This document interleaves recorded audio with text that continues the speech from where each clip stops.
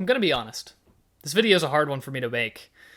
There's a lot of good things about it, but it's also kind of a slower paced video, and it's one that seems like it's going to be negative, but bear with me because by the end you'll see why it is worthwhile to me to make this video, and why, hopefully, I make this video.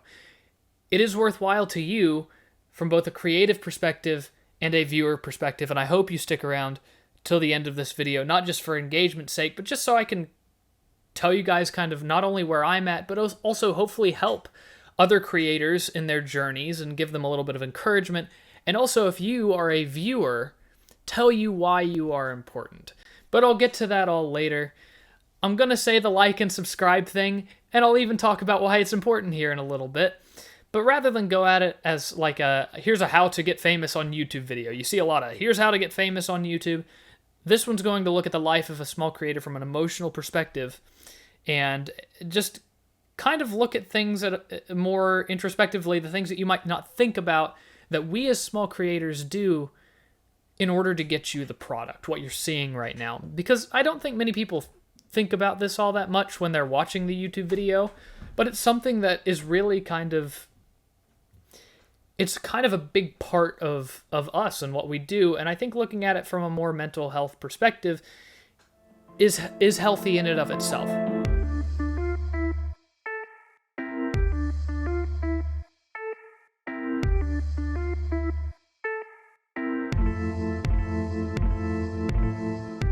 I want to begin just by looking at why I and so many others make content, because I think this gets at the general idea of where we come from, because if you're a viewer, you probably don't care about making content. You might. I mean, there's some people who view the content and make the content, but a lot of people don't make the content. So for somebody like myself, why am I sitting here talking at a camera for you guys, right? There's three main reasons. The first being, and foremost, is passion. I've grown up with YouTube. I'm a younger guy. Back in, say, 2012, 2013, when I was really young, I found this creator called PewDiePie, and I found a series called Happy Wheels, and it all started from there, and it sprung out of control. I watched Markiplier, I watched Jacksepticeye, I watched Tobuscus, if you guys can remember Tobuscus. Apparently he's still around, but he's a bit different than he used to be. Either way, I grew up with these people, and now I'm watching people like Ludwig, Jay Schlatt. I don't really watch Mizkif, but I know he's one of them too. You get the idea. I've transitioned my style from those OG YouTubers to other people. I still keep up with Jacksepticeye, but that's besides the point. Besides the point. I grew up with YouTube, and I love YouTube as a platform. And so it's only natural that having grown up with a more kind of extroverted personality, I would want to mimic these creators, and that's exactly what I've started to do. In my own way, obviously. I mean, I'm not a direct copy of these guys. So I try to put my own unique spin on what I saw these guys do, which was gaming content, and I loved it. Second off is relationships. This is a bit more unique to now than it was then. I want to know people in a community, and not just in like a friend community, because I have my own friends and I have good relationships there, but in a creator to viewer kind of relationship. I've had some really cool people enter my stream chats and my YouTube comments that I've gotten to comment back and forth with. I love that engagement. I love it more than just about anything else. The ability to know people who are all across the world, who otherwise I would never even have the chance to speak with for any reason. Now I can just talk back and forth. That's so cool. Like if you don't see why that's cool, try it sometime, because it's epic, all right? And you kind of get hooked on it. It's great. And then lastly, and this is probably what comes to the forefront of most people's minds, but really, for me, it's more of a background thing. It's more of a pipe dream hope, I'll put it that way. It's something that I hope for, but realistically looking at it, I don't think I'll achieve. And that's the fame element of it, right? Get millions of subscribers, make a living doing it. I never have to work a day in my life because, gosh dang it, I'm a YouTuber. Sounds great, right? But we'll get to why being a YouTuber in and of itself is a job and can become a job. And that kind of comes with where I'm at right now. especially being a small content creator. I think we should kind of go into what it takes to create content, because why be a content creator? Obviously, we all have our own motivations and reasons. Those are just a few of mine. But what does it take to actually make the content that you see right now, right? First and foremost, before you can actually make the content, you have to have the ability to put it on something, right? If you're a vlogger, you need a camera, right? If you're a gamer, you need the games. You need a computer to play the games on. You need the Wi-Fi to stream those games if you're a streamer in particular. If you're doing YouTube, it's slightly different because you can just upload you playing the video games later. But even then, you need the hardware to be able to record yourself and play the games at the same time.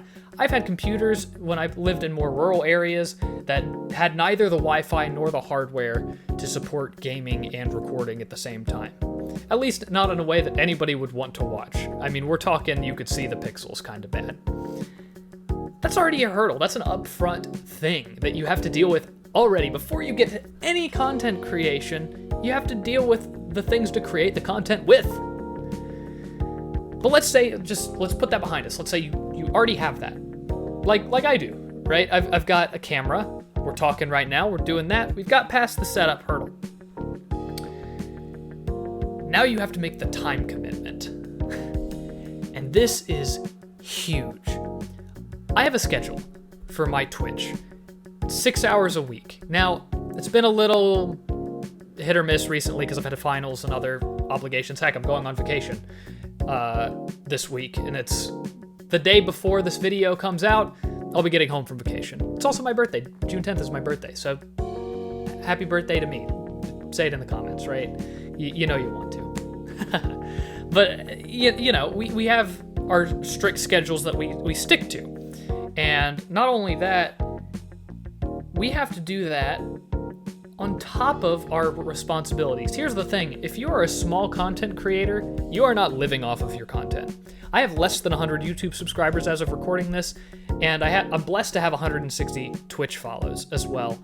But that's not really all that much, and I wish I could say that I'm making enough money to where I could just do this for the rest of my life, but I don't. So I have to go to school, and other people who are out of school, they're doing it with work, and other people who are younger than me have high school.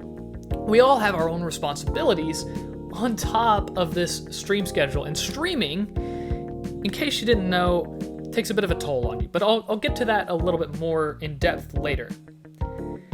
And on top of that, on top of that strict stream schedule where you're taking time out of your free time in order to stream, if you run a YouTube channel and Twitch like I do, you have to edit YouTube content.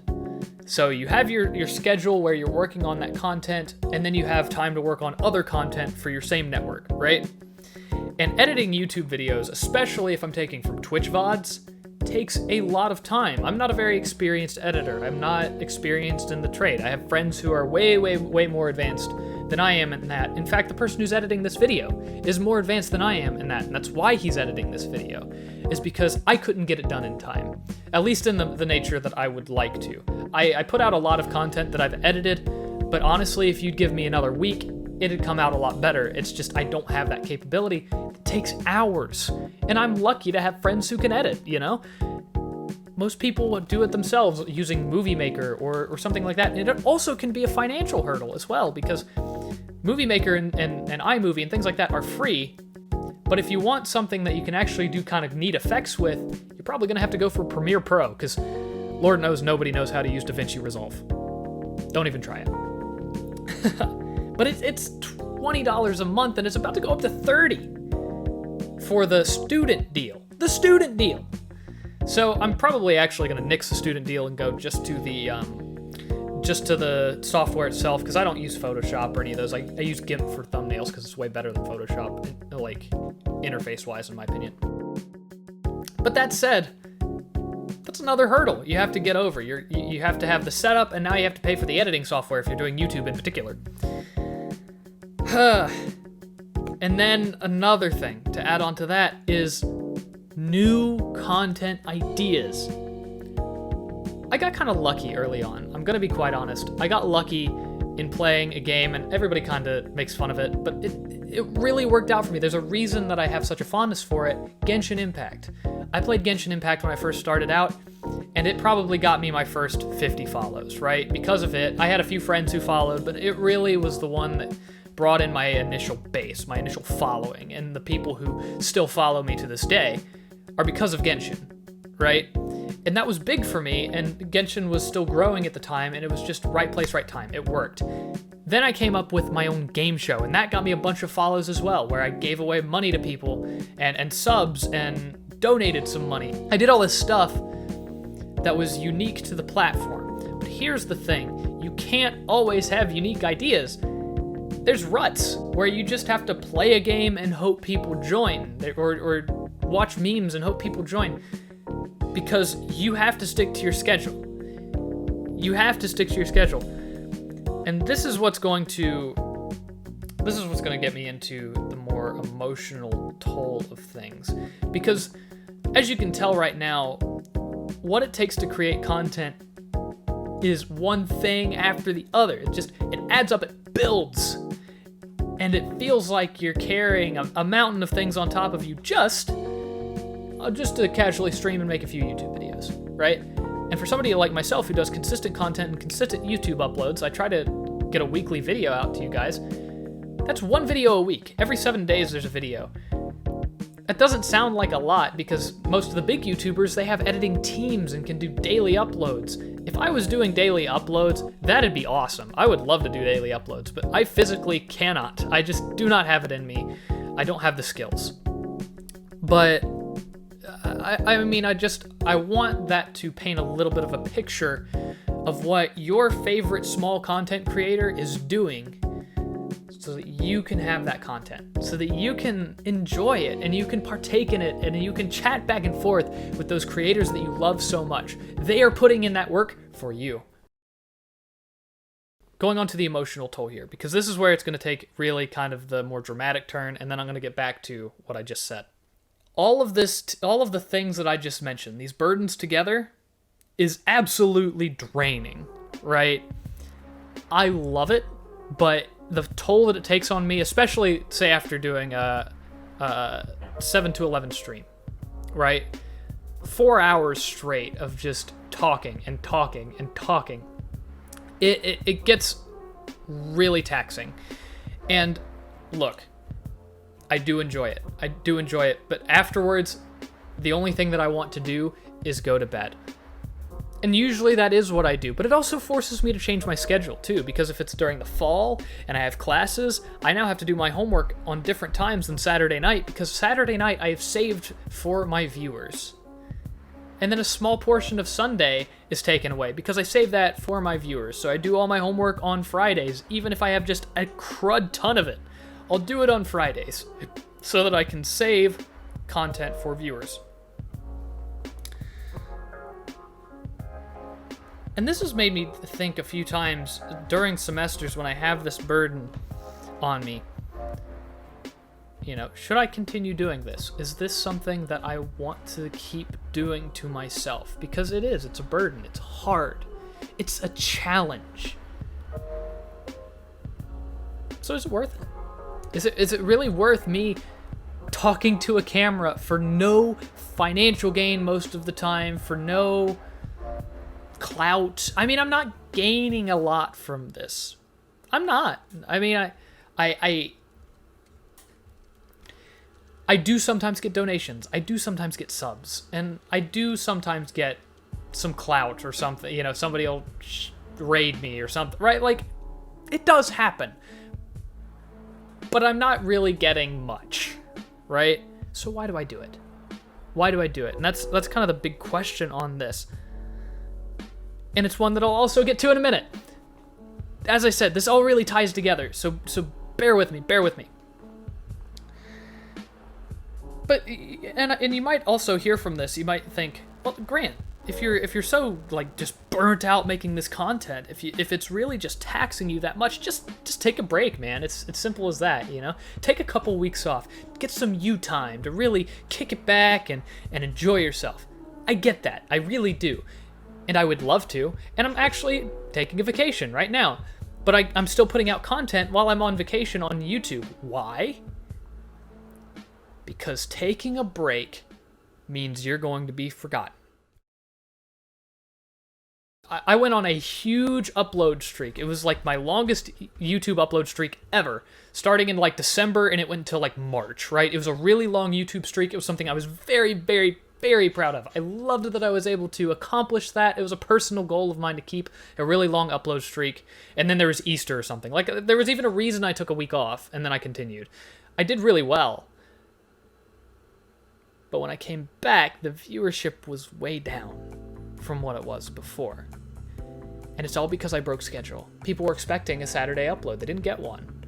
And I won't say it's like 100%, because there's other factors that contribute to views too. The YouTube algorithm is absolutely the worst for small creators, might I add. But that's an issue that I don't think will ever quite be fixed in the way that I would like it to. So I'm not going to delve into that much. But consistency is key, and as soon as you break the chain, you lose viewership. For me to really get the viewership that I want, I would have to stream probably 4 or 5 days a week. I simply don't have the time for that, even if I really want to, and I do. I would love to do that. I just don't know if I'll be ever able to, because of time reasons. I have other things that I want to accomplish. And that kind of sucks. So unless I go full-time, I don't know if I'll ever be able to do that, and I'm far, far from being able to go full-time at this point. And then lastly, getting famous feels like complete luck, and to some extent it is. But getting lucky is a huge part of getting famous. And you might say, well, it does take skill, it does take the grind, and even people like Mr. Beast, who I've met, has told me, make good content. That's it. That's his tip, and it's true. But you have to get noticed, and you have to understand the algorithm and how it gets you noticed. Mr. Beast is a disciple of the algorithm. I've not heard anybody quite study YouTube like he is. He's an absolute workhorse. And we basically talked every day for 1,000 days in a row and did nothing but just like hyper study, like what makes a good video, what makes a good thumbnail, what's good pacing, like how to go viral. And we would just call it like daily masterminds. We would just get on Skype every morning, and like some days, like I'd get on Skype at 7 a.m. and I'd be in the call until like 10 p.m. and then I'd go to bed, I'd wake up and I'd do it again. And we'd do things like just take 1,000 thumbnails and see if like there's a correlation to the brightness of the thumbnail to how many views it got. He's like example A of how you win the algorithm. But for somebody who's smaller, yes, you have to grind out that content and then hope that you get noticed by somebody. In Ludwig's video, Ludwig made a video about how he got his small channel to get big. His huge idea, how he got thousands of subscribers for this like fake channel that he made to try to get famous, to demonstrate its skill, was literally leeching off of Mizkif's fame. That's what the video was. And so there's an element of luck, getting noticed, getting pushed to the forefront, whether it's by YouTube's algorithm, whether it's by another YouTuber who notices your content, whatever it may be. You have to get noticed in some way to get famous. And for most people, it's not a slow build. There's a few small cases where it's a slow build, but a lot of times it is a mix of grind, personality, and luck. That little smidge of luck that pushes you from maybe even mild stardom to major stardom, or completely nothing to major stardom. It's different for everybody. So with all of those factors combined, it must be such a downer lifestyle to be a YouTuber and a Twitch streamer, right? What keeps you going, Grant? What keeps you and the hundreds of thousands of other small creators going? Well, there's a few things. One is engaged viewers. And I cannot tell you how much this matters to me. I talked a bit earlier about how one of my favorite feelings is seeing people who talk in my comment section. It applies to Twitch chat as well. I've gotten to build relationships with people. I've gotten to talk back and forth when I feel like I am just shouting into a void, somebody just saying, what are you trying to do in this game? What's the goal? What are we trying to go in? Twitch has this unique factor to it of this live engagement, and I just absolutely love it. I love it with every fiber of my being, because I've gotten to build relationships with these people. I can say names like Chippy and Cryptic, and I've never met them before in my life. Draco, right? I don't know these people, and who knows if I ever will. There's a likelihood that I won't, but I know them through Twitch, and I love that, because I get to know their personality. We talk about what shows we watch. We talk about what games I should play, what I should do in the games that I'm currently playing. It's wonderful, and even though I have a small number of viewers per stream, I have 160 follows, but sometimes it's hard to get 2-3 viewers a stream. But if I just have one who I can talk back and forth with for that 2-hour period, that 3-hour period, it just makes it so much better. And it's a relationship thing that I can't quite put into easy words. Another thing is the love of the field. Mr. Beast. For this, I'm going to bring up another Mr. Beast story because he's example A of success on YouTube. When I saw Mr. Beast for the last time, because I saw him a few different times, but the final time I saw him, it was for the 100 people for $500,000 video. And when I saw him, he looked absolutely exhausted. Absolutely exhausted. But you know what he was doing? He was out there talking to people. And he was out there being as optimistic as ever. I talked about crypto with him and some other stuff that he's interested in, right? And he seemed like he was having a great time. And you know what? He was. He loved the field despite the exhaustion. He probably grew up with the same creators that I did, right? I mean, he did the whole sub to PewDiePie thing. Surely he at least grew up with PewDiePie. And so he really, in terms of a comparison between Mr. Beast and myself, we're coming from the same place of we just love YouTube. And I might not have studied it nearly as much as he has, but I understand his love for it. And it's another thing that keeps me going. I love YouTube. I want to see it get better, and I love being a part of it. And with those kind of views of it, with it's just kind of a passionate view of YouTube and Twitch, is it hard? Is it a burden? I think I'd be lying to myself if I didn't say yes. Because it is. It's hard. It's hard to be a YouTuber. And Twitch as well. That all applies. It is hard. But I push myself forward because I love it, and I love the people that I've gotten to know through it, and I hope to continue to grow. And I just wanted to say this to small content creators who are maybe having a hard time and they're wondering if it's worthwhile to continue. Yes, keep going. Yes, keep going. It is hard. It is. I feel it. I feel every bit of it. But keep going. Keep going. And then secondly, if you're a viewer, if you've left a comment, if you've watched a stream and you've talked back and forth with me, if you've done anything like that to engage with me as a viewer, thank you. You have no idea how much it helps me get through not only a stream, but get through my week. It lifts me up. It encourages me to keep going. And you might say, how can me saying, I don't know, sleep in a bed in the Nether in Minecraft, how does that keep you going? It just lifts me up knowing that I have somebody there watching and enjoying the content. I can't say any more than that. It hits me right here, man. I don't know. It helps. It just does. So if you are an engaged viewer who's doing that, thank you so much. Continue to do so, because you are helping not only myself, go find another content creator too, and just be there for them, because you are helping them more than you know. If you've made it all the way through this video, I really appreciate it. Feel free to leave a like and subscribe if you want to see more of my ramblings. But that's all I've got for today, and I hope you've enjoyed this little look. You can try to gauge the numbers. Just for even more reference, there are 45,400 partners. Those are people who I would say have made it. And made it is loose, because to be a partner, to apply, you only need 75 average viewers, which, you know, it's a good amount. And there's weird things that they do that they accept and don't accept. But at the end of the day, 0.66% of people make it.